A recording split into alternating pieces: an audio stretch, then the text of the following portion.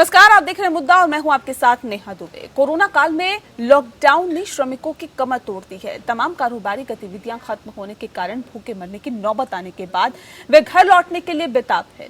सड़कों पर श्रमिकों और उनके परिवारों का पैदल घर वापस लौटने का दृश्य दिल को झकझोर देने वाला है। इन हालातों के बीच श्रमिकों की घर वापसी का मुद्दा अब सियासी रंग ले चुका है। कांग्रेस ने मजदूरों को घर वापस लाने के लिए यूपी सरकार को जिन 1000 बसों की सूची दी, वे विवादों में आ गई। ऐसे में योगी सरकार को कांग्रेस पर हमला करने का एक मौका मिल गया। प्रियंका ने अपने इस पहल पर सवाल उठाते हुए देखा एक नया रुख अख्तियार किया है। वे यूपी में पार्टी के पूरे संगठन में जान फूंकने में लग गई है। प्रियंका ने कांग्रेस कार्यकर्ताओं को राज्य सरकार की दमन की राजनीति के खिलाफ आवाज उठाने की अपील की है। श्रमिकों के नाम पर सियासी जोर आजमाइश में सपा और बसपा फिलहाल दरकिनार है। कांग्रेस सक्रिय है और यूपी सरकार अपने तरीके से विपक्ष पर हमले कर रही है। पूरे प्रकरण में मजदूरों की सहानुभूति जीतकर उनका मसीहा बनने की कवायद लगातार दिखाई दे रही है। लेकिन सवाल ये है कि क्या इससे घर जाने के लिए बेताब मजदूरों का भला हो पाएगा? इस पर बहस करेंगे, लेकिन उससे पहले आपको दिखाते हैं ये रिपोर्ट।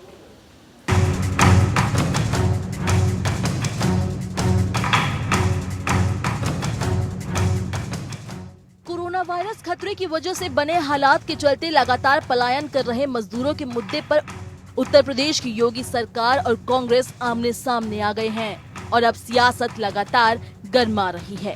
बसों की सूची में वाहन दोपहिया, ऑटो और माल ढोने वाली गाड़ियों के होने की बात कहकर यूपी सरकार ने कांग्रेस को बैकफुट पर डाल दिया है। यूपी के जहाँ पे उन्होंने कहा था कि यहाँ पे हमें गाजियाबाद और नोएडा में 2 पॉइंट्स दिए थे, यहाँ तक पहुँचाइए, वहाँ जाने का परमिट ही नहीं दे रहे हैं यूपी के अंदर। तो बसें खड़ी रही, आज भी खड़ी हैं। अब मैं सिर्फ ये कहना चाहती हूँ कि देखिए, 4 बजे 24 घंटे हो जाएंगे कि ये बसें उपलब्ध हैं। अगर आपको इस्तेमाल करनी है तो इस्तेमाल करिए, हमें अनुमति दीजिए। आपको भाजपा के झंडे लगाने हैं, इन पे अपने भाजपा के स्टिकर लगाने हैं तो बेशक लगाइए, बेशक लगाइए। आपको अगर कहना है कि आपने उपलब्ध कराई है तब भी कराइए, लेकिन इन बसों को चलने दें। वहीं प्रियंका ने पैंतरा बदलते हुए योगी सरकार से भावनात्मक अपील की है। प्रियंका ने कहा कि राज्य सरकार परमिशन दे दे, चाहे तो उस पर बीजेपी का झंडा लगा ले।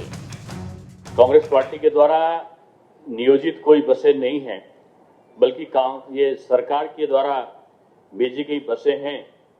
जब इन बसों का दी गई सूची का विश्लेषण किया गया तो पाया यह गया कि इन बसों में 460 वाहन यानी करीब आधी बसें फर्जी निकली।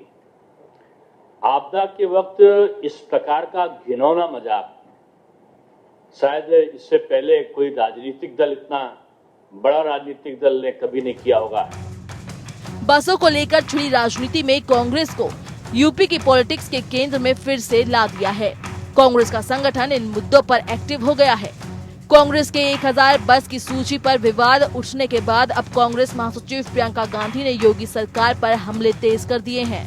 प्रियंका ने चिट्ठी के जरिए योगी सरकार पर निशाना साधा है और कार्यकर्ताओं को राज्य के दमन की नीतियों के खिलाफ आवाज उठाने की अपील की है। इस बात को उन्होंने स्वर्गीय राजीव गांधी की पुण्यतिथि पर उन्हें श्रद्धांजलि देने की बात के साथ कही। प्रियंका अपनी चिट्ठी में लिखती है, साथियों, आपने देखा योगी सरकार का कोरोना महामारी से लड़ने का तरीका। कांग्रेस पार्टी ने प्रवासी श्रमिकों के लिए बसों का इंतजाम किया तो योगी सरकार ने उत्तर प्रदेश कांग्रेस के अध्यक्ष को फर्जी मुकदमे लगाकर जेल भेज दिया। कोरोना आपदा काल में पूरा देश एकजुट होकर महामारी से लड़ रहा है, मगर यूपी सरकार श्रमिकों के लिए बस, ट्रेन टिकट, खाने और राशन का इंतजाम करने वालों को जेल में डाल रही है। जाहिर है कि यूपी में मजदूरों की घर वापसी के मुद्दे को उठाकर कांग्रेस ने राज्य की सियासत में खुद को सक्रिय कर लिया है। इस मसले के बहाने पार्टी संगठन में जान फूंकने की कोशिश भी की जा रही है। अब माना जा रहा है कि प्रियंका अब मजदूरों की घर वापसी मुद्दे पर और एक्टिव होगी और बीजेपी शासित दूसरे राज्यों में भी रियलिटी चेक करके सरकार पर दबाव बनाएगी। मजे की बात तो ये है कि कांग्रेस की इस पहल ने बसपा और सपा को श्रमिकों के नाम पर हो रहे सियासी खेल में फिलहाल दरकिनार कर दिया है। पूरे प्रकरण में भले ही मजदूरों का भला ना हो, लेकिन सियासी दल अपना भला करने की कोशिश में जरूर है। Bureau report. जी हाँ, तो कोरोना काल में लॉकडाउन ने श्रमिकों की कमर तोड़ के रख दी है। तमाम कारोबारी गतिविधियां खत्म होने के कारण भूखे मरने की नौबत श्रमिकों की आ गई। क्या वे घर लौटना चाहते हैं, किसी भी हालत में अपने घर पर पहुंचना चाहते हैं, लेकिन इस पर भी सियासत हो रही है, इस पर भी राजनीति हो रही है। तमाम राजनीतिक पार्टियां राजनीतिक रोटियां सेकने से बाज नहीं आ रही है। ऐसे में सवाल इस बात को लेकर है कि श्रमिकों का भला सोचने वाली राजनीतिक पार्टियां क्या वाकई श्रमिकों के भले के लिए सोच रही है, क्या कदम उठाए जा रहे हैं? इन तमाम विषयों पर आज हम तफसील से चर्चा करेंगे। हमारे साथ खास मेहमान मौजूद हैं, उनसे आपका तारुफ करा देते हैं। रमेश चंद्र रतन जी हमारे साथ हैं, नेता हैं बीजेपी के। रमेश जी, बहुत स्वागत है आपका। सरबत जहां फातिमा जी हमारे साथ है, प्रवक्ता हैं कांग्रेस की।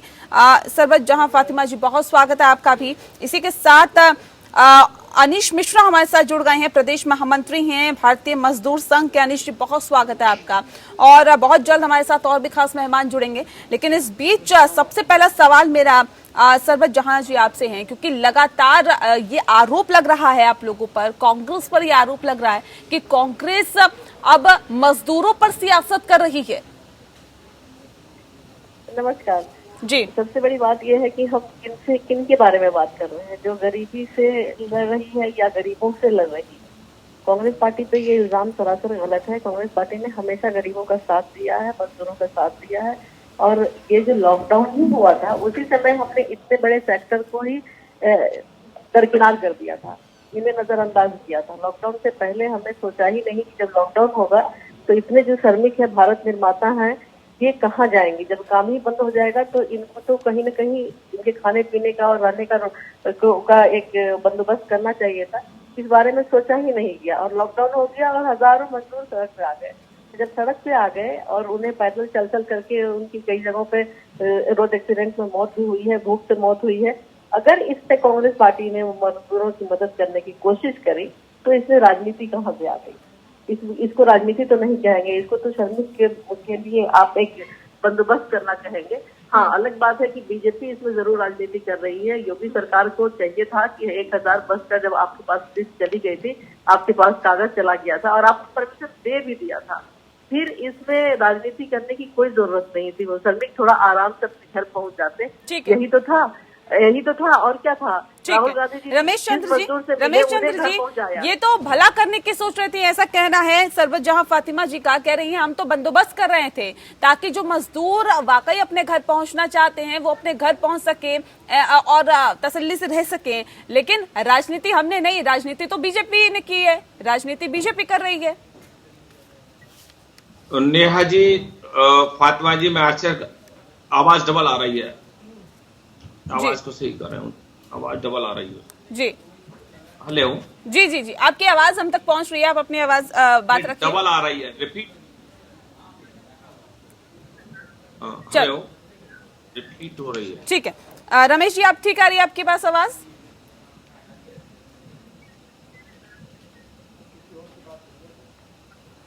चलिए रमेश जी, आपके पास हम आएंगे, लेकिन इस बीच हम अनीश मिश्रा जी के पास चलते हैं। अनीश जी, सवाल इस बात को लेकर है, मजदूर जिस पर आज से सियासत नहीं हो रही, 2 महीने से जब से लॉकडाउन हुआ है तब से ही ये सियासत हो रही है, तभी से राजनीति हो रही है।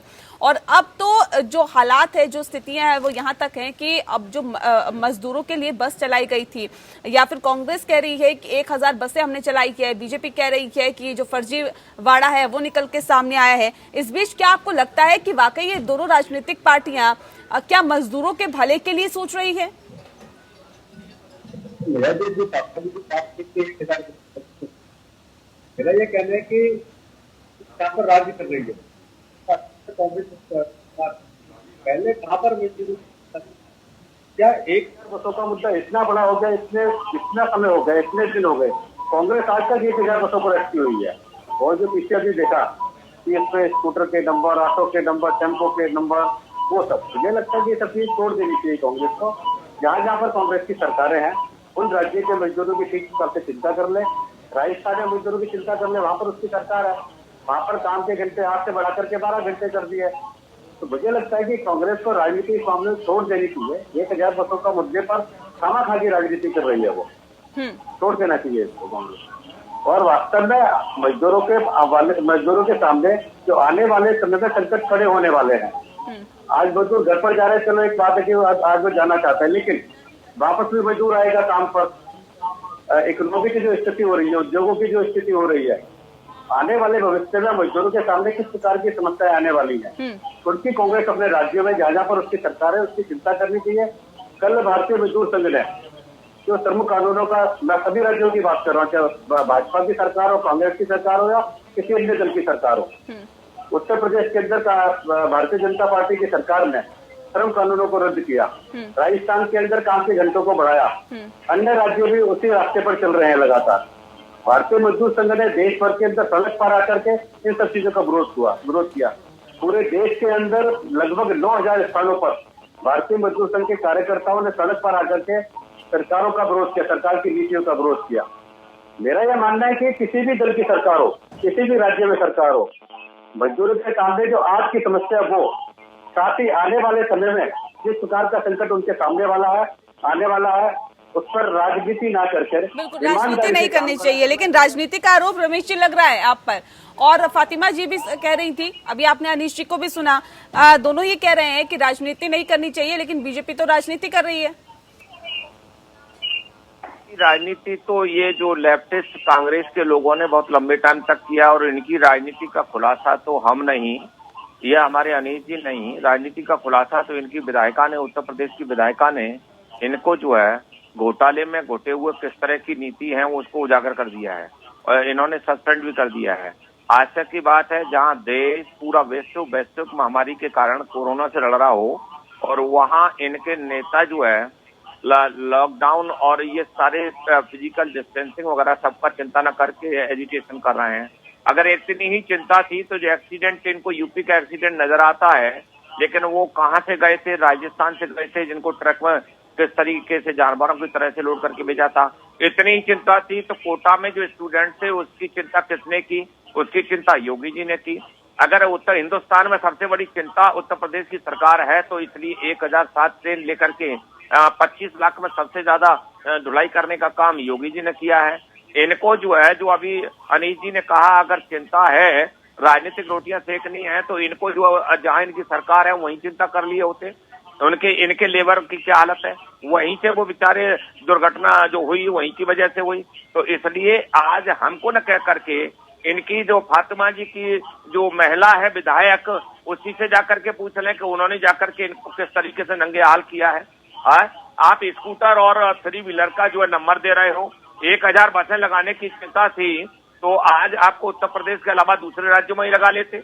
1007 तो ट्रेन चला करके लोगों को पहुंचाने का काम योगी जी ने किया, और ये पहला लॉकडाउन की और इसकी चिंता करने वाली ये पहली सरकार है मोदी जी के, जिनके नेतृत्व में कोरोना को लड़ने का एक इतिहास बनाया। कांग्रेस तो ये कह रही है कि जो बसें आप कह रहे हैं घोटाले हैं, या आप ये कह रहे हैं कि अगर 463 बसों के जो फर्जीवाड़ा है ये सामने आया है, ठीक है, लेकिन कांग्रेस तो ये भी कह रही है कि जितनी बसें सही है, जो आपके मानकों पर सही उतर रही है, कम से कम उन्हें तो चलने दीजिए।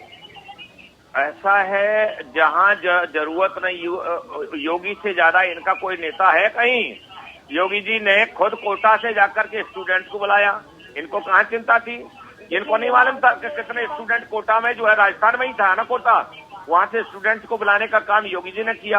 आनंद विहार पर रमेश जी मैं आपसे सवाल जो पूछ रहा हूँ उसका जवाब दीजिए। सवाल इस बात को लेकर है कि कांग्रेस अब ये आरोप लगा रही है कि ठीक है, आप बार बार इस बात को कह रहे हैं, डिप्टी सीएम इस बात को कहते हैं कि जी 463 बसें जो है उसमें तो फर्जीवाड़ा है, लेकिन सर जो बाकी की बसें हैं वो क्यों नहीं चलने दे रहे? वहाँ पे क्या दिक्कत है? मैं आपसे यही कह रहा हूँ कि भैया जो है उनके लॉकडाउन को तोड़ करके, नियमों को तोड़ करके राजनीति करे, और प्रियंका झूठ और फरेबी का पुलंदा बसों का 1000 हम देंगे। 1000 देने के लिए जब इनको कह दिया गया, आदेश निर्गत हो गया कि 500 बस आप नोएडा जो भेज दीजिएगा, वहाँ डीएम वहाँ का प्रशासन देखेगा, 500 गाजियाबाद भेज दीजिएगा। अब इनकी 100 की सूची पहली पहुंची, 100 की सूची में घोटाला मिला, तो इनका नियत का तो पर्दाफाश हम नहीं कह रहे, इनकी विधायिका ने नियत का पर्दाफाश कर दिया कि ये इनका जो है पूरा जमीरी घोटा हुआ है। ये एक जो है, जहाँ जीप घोटाले से लेकर के, इनका नाना जीप घोटाले से लेकर के स्टाम्प घोटाला, फूड घोटाला, कोला घोटाला, घोटाले में घुटे हुई सरकार। अरे हमें 6 साल हो गए ना, सरवत फातिमा जी, ठीक है, गरीब के नाम पर राजनीति करना। ठीक है सर, ठीक है सरवत जहां फातिमा जी, सवाल इस बात को लेकर अमीश जी लगातार उठा रहे हैं कि आपकी तरफ से जो बसें की जो लिस्ट दी गई थी वो उसमें तो फर्जीवाड़ा था ही, लेकिन वो मानकों पर भी खरी नहीं उतर रही थी। किसी के पास लाइसेंस नहीं थे तो किसी के पास पुख्ता डॉक्यूमेंट्स नहीं थे, जिसकी वजह से जो बसें हैं वो नहीं चल पाई। सवाल इस बात को लेकर है, जब सड़कों पर बसें उतारने की बात कही गई थी, दावा किया गया था कांग्रेस की तरफ से उतारी गई थी, तो क्या इन बातों का ख्याल नहीं रखा गया कि कम से कम जो बसें उतारी जा रही है उसके पास डॉक्यूमेंट हो, पूरे लाइसेंस हो, पूरे दस्तावेज हो, उसके बाद ही सड़कों पर उतारी जाए बसें, यह दावा किया जाए? नेहा जी अभी जो घोटालों की बात कर रहे थे बीजेपी के भाई हमारे, यही 70 साल का जो घोटाला किया हुआ है ना, जिसकी फसल काट रही है मोदी सरकार ने 6 साल में किया ही क्या है। रहा सवाल अब बसों का, अब बसों की बात कर लेते हैं। बस में अगर फर्जीवाड़ा था तो क्या एग्रीमेंट किया गया था कि हम 1000 बस भेजेंगे और 1000 बस में कहीं कोई गड़बड़ी नहीं होगा? मान लेते हैं थोड़ी देर के लिए, हालांकि ऐसा है नहीं, हम अभी भी इस बात को मानेंगे नहीं, लेकिन थोड़ी देर के लिए उन्हीं की बातों में मान लें 1000 बस में फर्जीवाड़ा था, 400-500 बस के ही कागज दुरुस्त थे, तो क्या 400-500 बस चल नहीं सकती थी? क्या उसके लिए परमिशन नहीं मिल सकता था? क्या उससे सरने के अगर घर चले जाते तो क्या आफत आ जाती योगी सरकार को? और ये बात कर रहे हैं कि इतनी ट्रेन चला करके इन्होंने लेकर, क्या है ट्रेन चला करके कांग्रेस पार्टी ने भी, गुजरात में इन्हीं की सरकार है ना, गुजरात से कितने श्रमिक को हम लोगों ने यूपी और बिहार भेजा है, तो कांग्रेस पार्टी ने ही बस चलवाई है, कांग्रेस पार्टी ने ही ट्रेनें चलवाई है। कांग्रेस पार्टी ने जब सूद लेने शुरू किए तब बाकियों को याद आने लगा है। और योगी सरकार अगर अपने बच्चों को इस कोटा से उठा करके लेकर के आए तो कोई बहुत बड़ा एहसान नहीं किए। बच्चे यूपी के थे और उनको उठाना ही चाहिए था, वहां से हटाना ही चाहिए था। ये कौन सा बहुत बड़ा ये कमाल कर दिए थे कि इसके लिए ये गुणगान कर रहे हैं कि योगी सरकार नहीं। अरे सरकार में आप हैं तो आप नहीं करेंगे तो कौन करेगा? और अगर आप कर रहे हैं, अपनी जिम्मेदारी से भाग रहे हैं, तो कांग्रेस पार्टी करना चाह रही है तो उनको करने तो दीजिए, कांग्रेस पार्टी को करने तो दीजिए। आपको कौन कह रहा है कि आप ये काम कीजिए? आप प्रियंका जी ने तो यहाँ तक कहा है कि आप अपने बैनर लगा लो, लेकिन आप ये बस चलने दो। कम से कम वो जो श्रमिक रोड पे चल रहे हैं 44 डिग्री टेम्परेचर में, वो तो बस में चले जाएंगे अपने अपने घरों को आसानी से, वो मरेंगे तो नहीं। लेकिन योगी जी को ये भी मंजूर नहीं है, तो राजनीति यहाँ पे कौन कर रहा है? अभी बताओ नेहा जी, राजनीति यहाँ पे कौन कर रहा है? राजनीति यहाँ पर कौन कर रहा है? अनीश जी, सवाल इस बात को लेकर है कि राजनीति कौन कर रहा है। आज जो मजदूरों की हालत है, वो 1500 किलोमीटर पैदल चलने को मजबूर है, अपना सामान सर पर ढोने को मजबूर है, बच्चों को लादने को मजबूर है, लेकिन ऐसे में सवाल इस बात को लेकर है कि आखिर राजनीति कौन कर रहा है? प्रियंका जी का आज जो बयान है कि भारतीय जनता पार्टी को अपने झंडे लगा के बसें चलने देनी चाहिए। मुझे लगता है कि अगर जो उन्होंने 1000 बसों की बात की है तो कहीं ना कहीं उनकी मंशा मदद करने की कम रही होगी, अपना प्रचार और अपने नाम के लिए ज्यादा रही होगी। जो उनके एक बयान करते हैं, एक लाइन के बयान के अंदर कि भारतीय जनता पार्टी को अपने झंडे लगाकर बसें चलने देना चाहिए। मुझे लगता है कि प्रियंका जी अभी बिल्कुल अनमैच्योर्ड ये सब बातें कर रही है। ये सब बातें छोड़ करके कांग्रेस को जहां पर नहीं, क्या आपको लगता है कि अगर कांग्रेस की तरफ से बसें जो चलाई गई है उससे मजदूरों का भला नहीं होगा? नहीं, भला करे ना।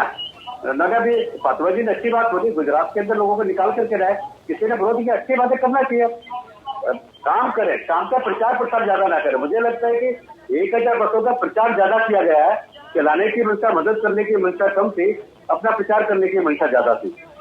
फातिमा जी, कितनी सहमत है आप इनसे?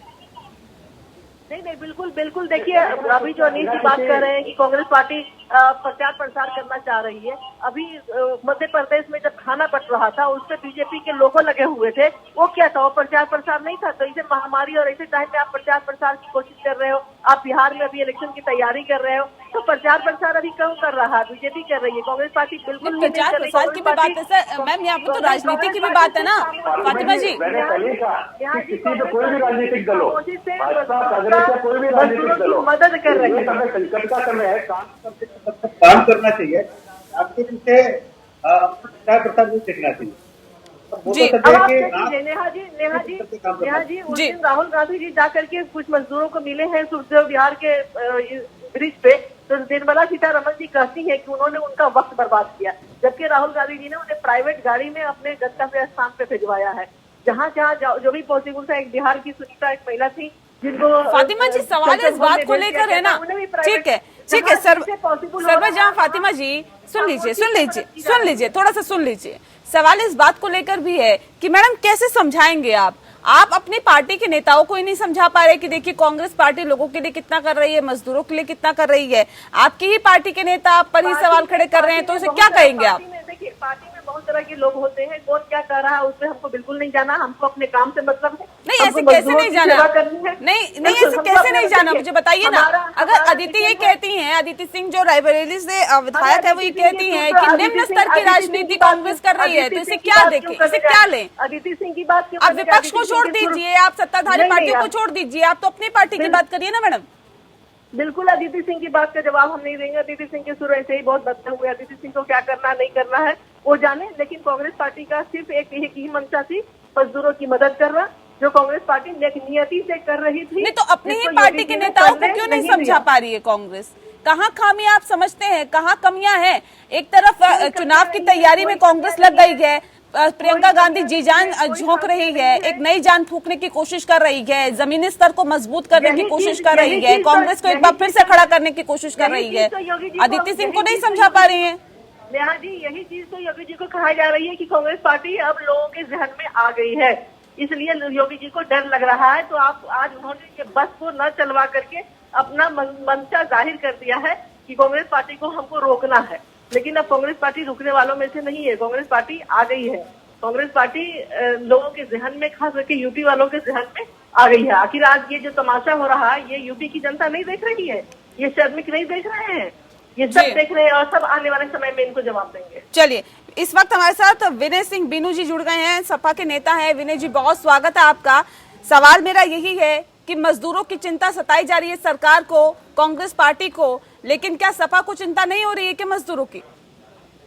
देखिए नेहा जी, समाजवादी पार्टी जब से ये महामारी शुरू हुई है, तब से समाजवादी पार्टी का एक एक कार्यकर्ता माननीय राष्ट्रीय अध्यक्ष जी के निर्देश से अपने क्षेत्रों में लोगों की मदद करने के लिए लगा हुआ है। भारतीय जनता पार्टी ने कोई मदद के नाम पे और जाकर के वो मजदूरों को परेशान किया है, केवल राजनीति करने का काम उत्तर प्रदेश के अंदर उसने किया है। समाजवादी पार्टी ने अभी जो भी प्रवासी मजदूर आ रहे थे अपने घरों को, रास्ते में जिनका भी देहांत हुआ है, सबको 1-1 लाख रुपया एक सहायता राशि के रूप में देने का काम किया, तथा हमारे समाजवादी पार्टी के कार्यकर्ता सबके घर पे जाके जिसको राशन की आवश्यकता है, जो सड़क पे चल रहा हो, आज पूरे उत्तर प्रदेश के अंदर समाजवादी पार्टी के कार्यकर्ता बिखरे हुए हैं इस आपदा में लोगों की सेवा करने के।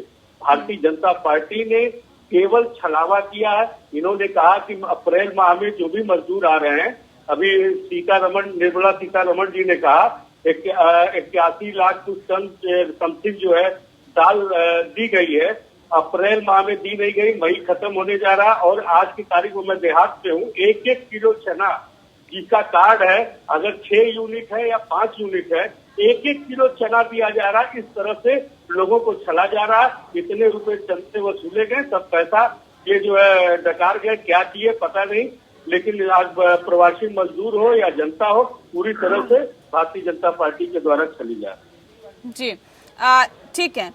एक सवाल यहाँ पे अनिश जी आपसे है, तमाम राजनीतिक पार्टियां बार बार इस बात का जिक्र कर रही है कि हम तो जी राशन पहुंचा रहे हैं मजदूरों को, हम तो मजदूरों को वापस ला रहे हैं, हम तो मजदूरों को ख्याल रख रहे हैं, हम तो मजदूरों के अकाउंट में पैसा पहुंचा रहे हैं। लेकिन जितने दावे और वायदे किए जा रहे हैं, क्या वो सही साबित हो रहे हैं या फिर लोगों को मिल पा रहा है वो सब जिसके दावे राजनीतिक पार्टियां कर रही हैं? दरअसल हम बात कर रहे हैं आज मुद्दा में कोरोना काल में जिस तरह से लॉकडाउन है और ऐसे में श्रमिकों की कमर जिसने तोड़ दी है, और ऐसे में तमाम कारोबारी गतिविधियां खत्म होने के कारण भूखे मरने की नौबत श्रमिकों की आ गई है। वो किसी भी हालत में घर लौटना चाहते हैं, वो अपने परिवार के पास लौटना चाहते हैं, और अगर कोई साधन नहीं मिल रहा तो वो पैदल ही अपने घर लौटने को आतुर हैं। और ऐसे में राजनीतिक पार्टियां राजनीति करने से बाज नहीं आ रही है, राजनीतिक पार्टियां सियासी रोटियां सेकने से बाज नहीं आ रही। तमाम दावों और वायदों के बीच हकीकत क्या है?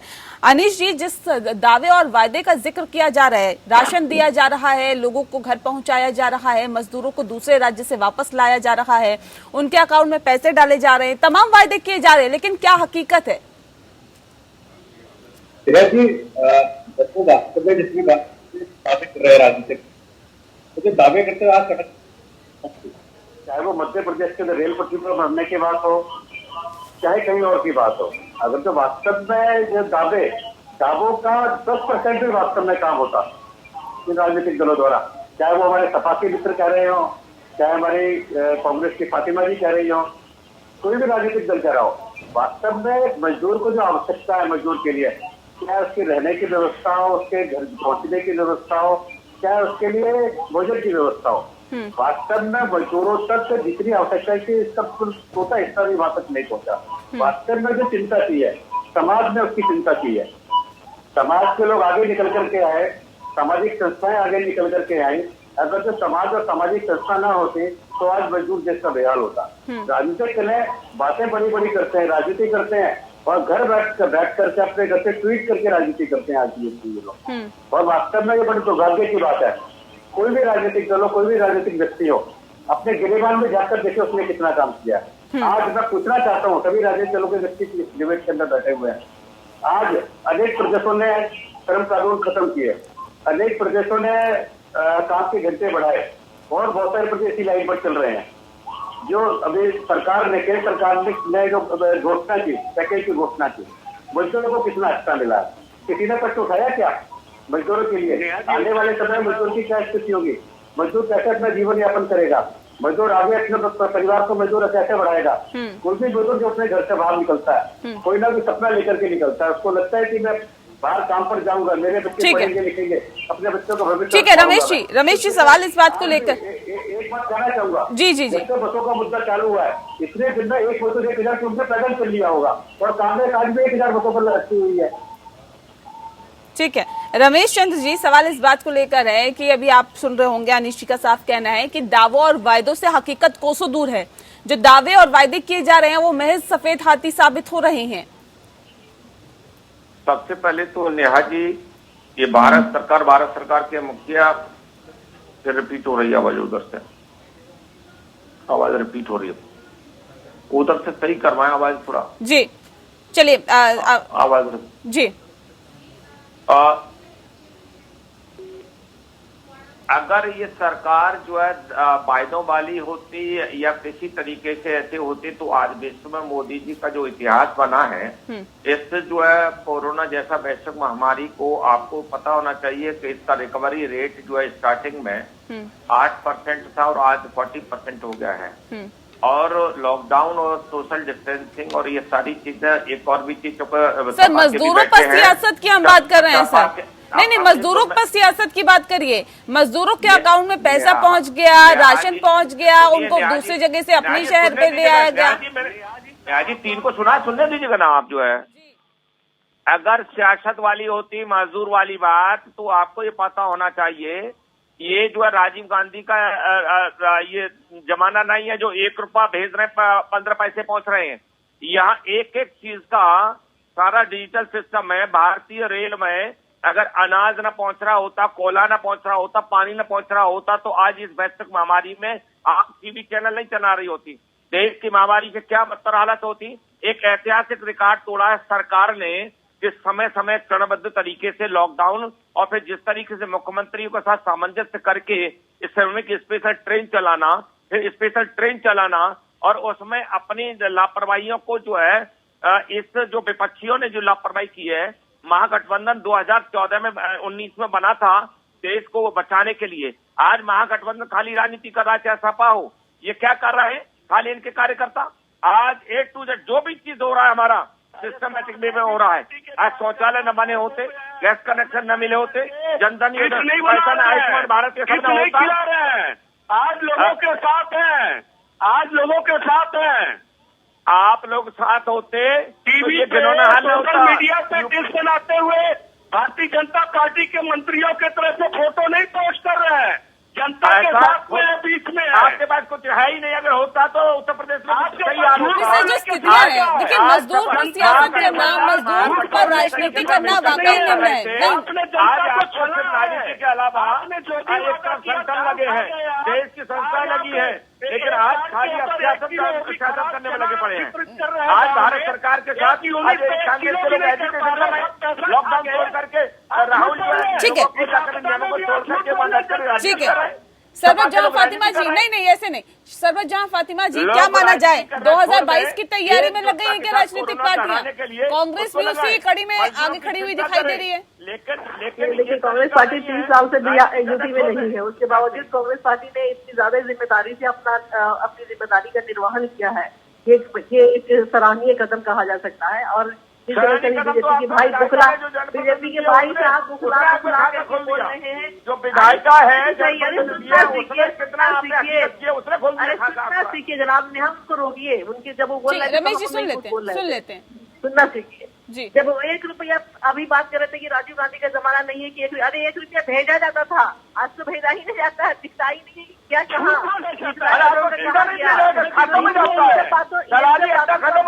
नहीं, इस तरह से नहीं, एक एक करके बोलिए। अब सीधा इस तरह से कोई बात नहीं हो सकती, इस तरह से कोई बात नहीं हो सकती। आज का जमाना दलालों का था, बिचौलियों का था, जीजा और बहनों जो बाड्रा का है वो नहीं है अब। सर देखिए, वो जमाना कौन सा था सर, ये जमाना कौन सा है? हम तो सीधा से एक सवाल पूछते हैं सर, नहीं हम तो एक सवाल पूछ रहे हैं यहाँ पर सर कि क्यों मजदूरों के हालात आज भी वैसे ही है जिससे 70 साल पहले थे? क्यों नहीं बदले, क्यों हालात नहीं बदले? चिंता केंद्र सरकार, राज्य सरकार कर रही है, उसका ये सही है कि वैश्विक महामारी में 130 करोड़ का देश है, ये निश्चित है कि मजदूर परेशान है। ये कैसे चिंता है सर? 1500 किलोमीटर जो मजदूर है वो पैदल चलने को आतुर है, परेशान है, बेहाल है, कोई सुनने वाला नहीं है, खाने के लिए राशन नहीं मिल रहा है। नहीं, ये मुझे बताइए, ये कैसी परेशानी है? ये कैसे आपको उनकी चिंता है? ये इसकी डेफिनेशन मुझे दे दीजिए। ये कौन सी चिंता है जो आपको सताई जा रही है मजदूरों की? एक तरफ मजदूर पैदल चलने को परेशान है, उसको ना यातायात का कोई साधन मिल रहा है, ना ट्रेनें चलाई जा रही है, ये कैसी चिंता है सर? ये संघीय ढांचा है। राज्य जो वोट लेना चाहते हैं उनको चिंता करनी चाहिए थी। 25 लाख लोग श्रमिक भारत सरकार की रेल ने पहुंचाए हैं। अगर ये नहीं पहुंचाए होते, चरणबद्ध तरीके से लोग पहुंचाए जा रहे हैं। और 800-900 रुपया सबने दिया है घर तक आने के रेल लिए। गुजरात में 930 रुपया बना करके सिस्टमेटिक वे में एक लिस्ट लेकर के स्क्रीनिंग करके ट्रेन चला रहे हैं। और आपका ये नाटक आपका है, ये आपका है नाटक, आपका नाटक है। मजदूरों के साथ इस तरह से नहीं सर, मजदूरों पर सियासत करना नहीं, बिल्कुल गलत है। ये सियासत जो चलाने का काम है, इसे छोड़ दो। आप जो समझ रहे हैं, उत्तर प्रदेश में विधानसभा चुनाव है और जाहिर तौर पे तमाम राजनीतिक पार्टियां उसी की तैयारियों में जुट गई है, लेकिन इस बीच अगर मजदूरों पर सियासत की जाती है तो सर ये बिल्कुल भी सही नहीं है।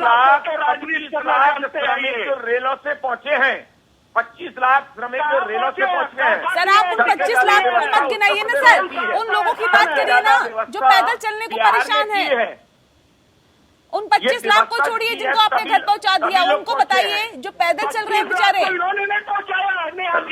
चुनाव वोट लेने के लिए एक सेकंड विनय जी, चुनाव में तो आप भी भरपूर जान झोंक देते हैं सर। ये वक्त है अपने आप को साबित करने का, ये वक्त है ये दिखाने का कि आप देश के लिए, प्रदेश के लिए कितना सोचते हैं और कितनी शिद्दत के साथ काम करते हैं। कहाँ है आपकी राजनीतिक पार्टी, कहाँ है आप सपा, क्या कर रही है सपा? क्यों नहीं मजदूरों के लिए कदम उठाए जा रहे? नेहा जी, समाजवादी पार्टी आज लोगों के बीच में है। हमारे राष्ट्रीय अध्यक्ष भी घोषणा किया है, जो भी प्रवासी मजदूर आते हुए रास्ते में जिनका देहांत हुआ है 1-1 लाख रुपया दिया जाए। इन लोगों ने गांव में मजदूरों को उठा करके सर 8 से 10 मजदूरों की मौत हुई है, आपने 1-1 लाख रुपए उनको दे दिया है। आगे बताइए सर, उसके अलावा क्या किया? घरों में जाइए, टीवी में नाम आ जाए, 2 नाम आ जाए टीवी में, इनका 1 लाख रुपए का बस जितना किया है।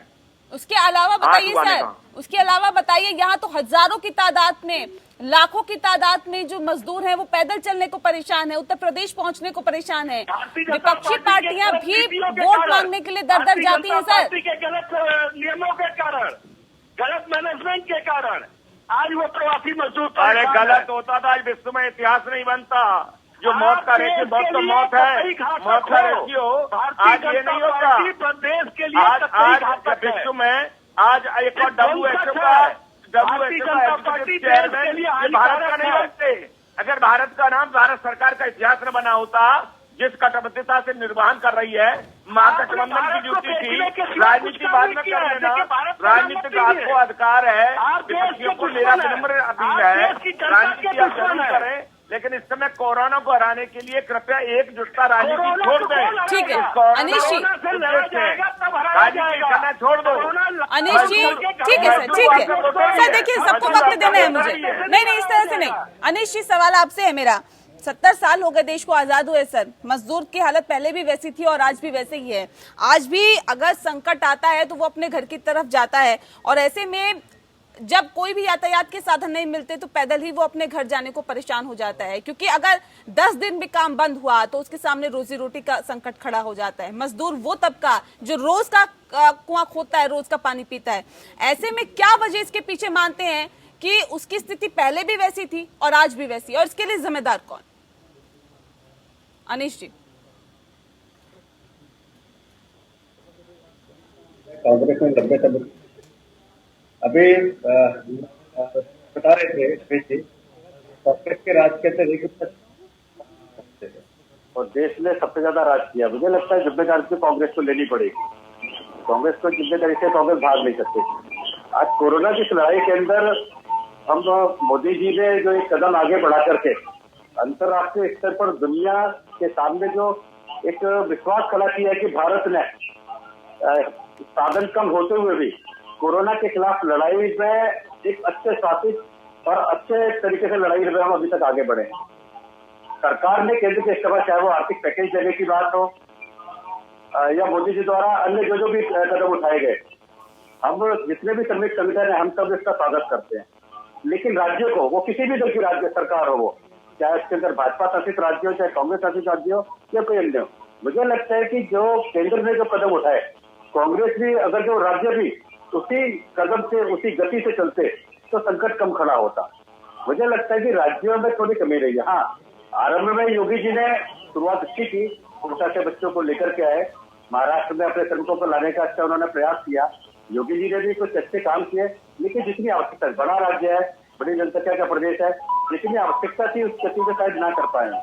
मुझे लगता है कि सरकारें राजनीति को छोड़ करके आज भी समय है, आज अभी रमेश जी बता रहे थे भारतीय रेल ने 25 लाख मजदूर अपने यहाँ तक पहुंचाए हैं। आज करोड़ों प्रवासी मजदूर है, आज भी करोड़ों मजदूर बाहर फंसा हुआ है। अभी समय है ये सब राजनीति छोड़ने का। मैं किसी एक दल की बात नहीं कर रहा, मैं सभी दलों की बात कर। फातिमा जी है, फातिमा जी के दल की भी कई राज्यों में सरकार है। इन सबको ये सब छोड़ करके आज भी उन मजदूरों की चिंता करनी चाहिए, लेकिन खाली मात्र आज की चिंता नहीं करनी चाहिए। भविष्य में मजदूरों के सामने जो संकट खड़े होने वाले हैं, जो चुनौतियां उनके सामने आने वाली हैं, उस दिशा में भी हमें गंभीरता पूर्वक विचार करना चाहिए। ठीक है, ठीक है, यहाँ विचार करने की जरूरत है, लेकिन राजनीति करने की नहीं। लेकिन विनय जी, सवाल इस बात को लेकर भी है क्योंकि 2022 में विधानसभा चुनाव है। ऐसे में क्या सपा भी अपनी मौजूदगी दिखाने के लिए ये 1-1 लाख रुपए का मुआवजे का ऐलान कर दिया है क्या, कि देखिए हम भी हैं, हम भी मजदूरों का फिक्र करते हैं, हम भी मजदूरों की परेशानियों को समझते हैं, और जो भी मृतक है उसको 1-1 लाख रुपए उसके परिजनों को दिया जाएगा। क्या ये अपनी मौजूदगी दिखाने का तरीका है या वाकई फिक्र है मजदूरों की? नेहा जी, समाजवादी पार्टी ने हमेशा लोगों की फिक्र की। इससे भी पहले जो भी जहाँ पे किसी को परेशानी होती रही है, समाजवादी पार्टी के लोग उनके घर जाकर के, जो भी अगर भारतीय जनता पार्टी की सरकार ने उनको सहायता राशि नहीं दिया है तो हम जाकर के उनके घर पे पहले भी देते रहे। आज जब देखा भारतीय जनता पार्टी जनता के साथ छल कर रही है, प्रवासी मजदूरों के साथ छल कर रही है, तो हमसे जो हो सका हम उनको लेकर के उनके लिए खड़े रहे। बाकी पूरे उत्तर प्रदेश में समाजवादी पार्टी के कार्यकर्ता लोगों के बीच में रहे। भारतीय जनता पार्टी की सरकार नहीं चाहती थी कि हम लोगों की मदद करें, जैसे कि अभी उस बस वाले मुद्दे पे अभी हमारे यहाँ अतुल प्रधान जी के ने 62 गाड़ियों का जो है अनाज लेकर के लोगों की मदद करने के लिए खड़े थे। उनको ऊपर रमेश जी नहीं, बीजेपी पे आप ये आरोप लगा रहे हैं कि बीजेपी नहीं चाहती है कि विपक्षी पार्टियां मजदूरों की मदद करें, यही आरोप आप लगाए रमेश जी। नहीं है कि देश आगे बढ़े, विपक्षी पार्टियां छोड़ दीजिए, चाहते ही नहीं देश आगे बढ़े। ठीक है, तो देश के बहुत पहले से देश के लिए ये समझ लीजिए दुश्मन रहे हैं। इन्होंने के सिवा कोई काम नहीं किया। ये मजदूरों के साथ या जनता के साथ किसके साथ छल नहीं किया इन्होंने, देश की सभ्यता के साथ छल किया, देश के साथ छल किया। यह देश के लिए कभी ठीक नहीं रहे, हमेशा से देश के लिए विनाशकारी रहे। ठीक है विनय जी आप बोलिए ना, मेरा नंबर है भाई। जी जी। इस समय ये वैश्विक महामारी किसी पार्टी या किसी सरकार के द्वारा आमंत्रित योजना नहीं है, ये पूरे विश्व में है और 50 लाख का रेशियो विश्व का दुनिया का पहुंच गया है। हम 1 लाख का करीब क्रॉस किए हैं। सर आप पे आरोप है, आप पे आरोप लग रहे हैं कि बीजेपी नहीं चाहती है कि हम लोग यानी कि विपक्षी पार्टियां आगे आके काम करें, क्या ऐसा है?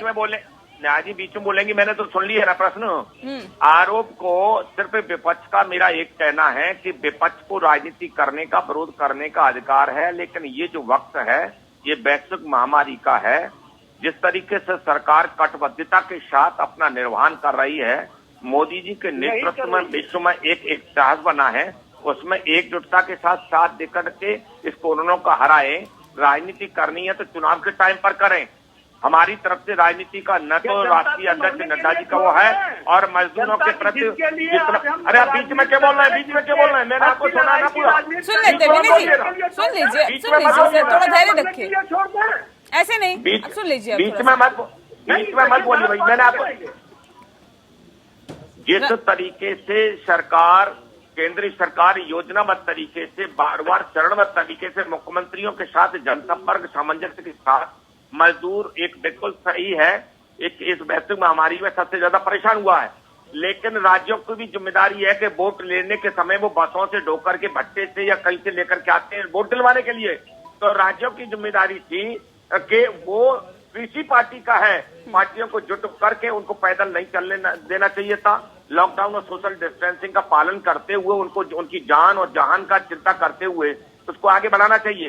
राजनीति करके इसको जो आज अभी अनिल जी कह रहे थे कि आज देश में सही बात है, गुरुद्वारे हो, संगठन हो, संस्थाएं हो, सारे हाथ बढ़ा करके मजदूरों की चिंता कर रहे हैं, गरीबों की चिंता कर रहे हैं। इसी तरीके सरकार के साथ कटिबद्धता का साथ एकजुटता के साथ निर्माण कर रहे हैं। इनको सिर्फ सरकार पर पलटवार करना है तो समय आ रहा है, लेकिन कोरोना के वक्त पर राष्ट्र के साथ खिलवाड़ न करें। सिर्फ एक सूत्री कार्यक्रम है कोरोना के लिए, हम नहीं कर रहे, हम राजनीति नहीं करते हैं। ठीक है चलिए सरवत जी एक सेकंड सरवत जहां फातिमा जी सवाल नहीं ऐसे नहीं चलेगा सर, एक एक करके बोलिए, एक लोग ऐसे नहीं होगा सर, एक एक करके आप अपनी बात रखिए। ठीक है सभी को मौका दीजिए अपनी बात रखने का। ठीक है सरबत जहां फातिमा जी आपसे मेरा एक सवाल है, क्योंकि सवाल इस बात को लेकर है और सवाल मैं नहीं बल्कि तमाम राजनीतिक पार्टियां भी और साथ ही अनिश जी भी उठा रहे हैं। सवाल ये सर ऐसे नहीं होगा, एक एक करके आप अपनी बात रखेंगे तो ठीक रहेगा, दर्शक को भी समझ में आएगा और हम लोग भी समझ पाएंगे कि आप क्या कह रहे हैं। क्या संभालोगे कि औरतों के लिए वो तो अभी आप देख लीजिए, इन्होंने कहा औरतों के लिए आवश्यकता, विनय जी जनता को आवश्यकता है सबकी, चाहे समाजसेवी संस्थाएं हो, चाहे सरकार हो या विपक्ष हो, आज मानवता की आवश्यकता है। आज वही आग्रह है, उसी में ठीक है सर, ठीक है चलिए ठीक है, लौटेंगे आपके पास सर। रमेश जी, विनय जी धैर्य रखिए सर, थोड़ा सा धैर्य रखिए। अगर आप अपनी ही बातें कहते जाएंगे तो किसी और को मौका नहीं मिलेगा सर। मुझे हर किसी को वक्त देना है, मेरे पास तमाम मेहमान और भी है, तो अपने वक्त का इंतजार करिए, अपने टाइम का इंतजार करिए, तब अपनी बात रखिए। फातिमा जी आपसे मेरा एक सवाल है, सरवत जहां फातिमा जी ये सवाल दरअसल मैं नहीं उठा रही, तमाम राजनीतिक पार्टियां भी उठा रही है और अनीश जी खुद ये कह रहे हैं कि सबसे ज्यादा देश पर अगर शासन किया है तो कांग्रेस पार्टी ने किया है। अब भले ही बस चलाकर वो मजदूरों की कहीं ना कहीं हितैषी बनने का दावा कर रही हो, लेकिन ये हकीकत है कि अगर जो मजदूरों की दुर्गति हुई है तो उसके पीछे भी जिम्मेदार कांग्रेस पार्टी है, इस तरह का आरोप लग रहा है।